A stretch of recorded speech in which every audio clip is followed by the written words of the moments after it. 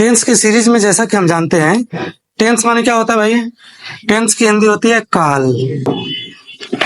और काल जो संबंधित होता है यह समय से संबंधित होता है। ठीक है, टेंस माने काल, और यह संबंधित किससे होता है? समय। और किसी भी समय को हम 3 भागों में बांट सकते हैं। हमारा जो पहला है पास्ट है, दूसरा प्रेजेंट और तीसरा फ्यूचर।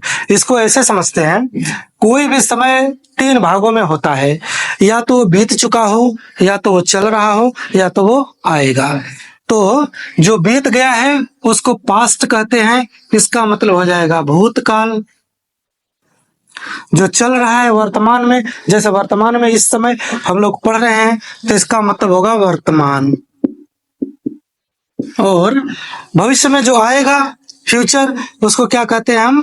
भविष्य। अब हम काल लगा लेंगे सबको, सब में, क्योंकि काल पढ़ रहे हैं।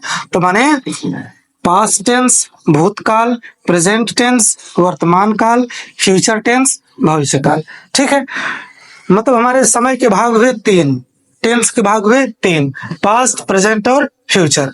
और फिर इन सबके 4-4 भाग हमने इसको स्पष्ट रूप से लिख दिया है। जैसे मान लीजिए प्रेजेंट में इस समय हम लोग पढ़ रहे हैं, पहला है इंडेफिनिट, दूसरा कंटिन्यूअस, तीसरा परफेक्ट और चौथा परफेक्ट कंटिन्यूअस।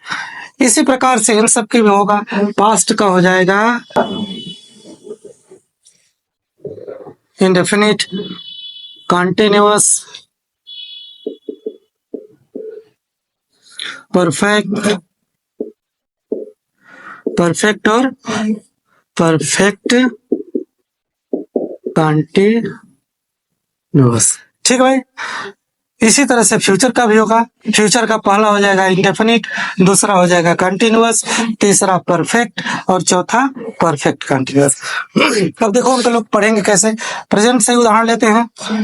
टेंस पढ़ रहे हैं, present indefinite tense, present continuous tense, present perfect tense और प्रेजेंट परफेक्ट कंटिन्यूअस टेंस। ठीक है, प्रेजेंट के 4 भाग हो गए।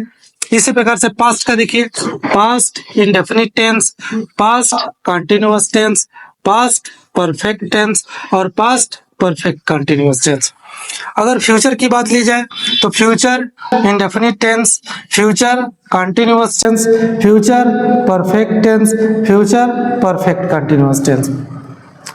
इसमें सिर्फ आपको स्ट्रक्चर बताना था। स्ट्रक्चर मतलब टेंस कितने तरह के होते हैं और उनके भाग क्या क्या होते हैं। अब अगले वाली सीरीज में हम लोग क्या करेंगे, सबसे पहले हम लोग प्रेजेंट को लेंगे और प्रेजेंट के इंडेफिनिट, और देखिए हम टेंस पढ़ रहे हैं तो यहाँ पे हम क्या लिख देंगे, TENSE, प्रेजेंट इंडेफिनिट टेंस को लेंगे।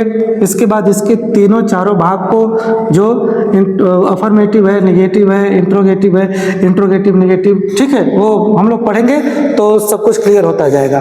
तो इसमें चुपचाप आप यह समझिएगा कि इस स्ट्रक्चर को ध्यान में रखना है, ताकि जब हम शुरू करें तो यह पता चलता जाए कि इसके बाद हमको किसको पढ़ना है।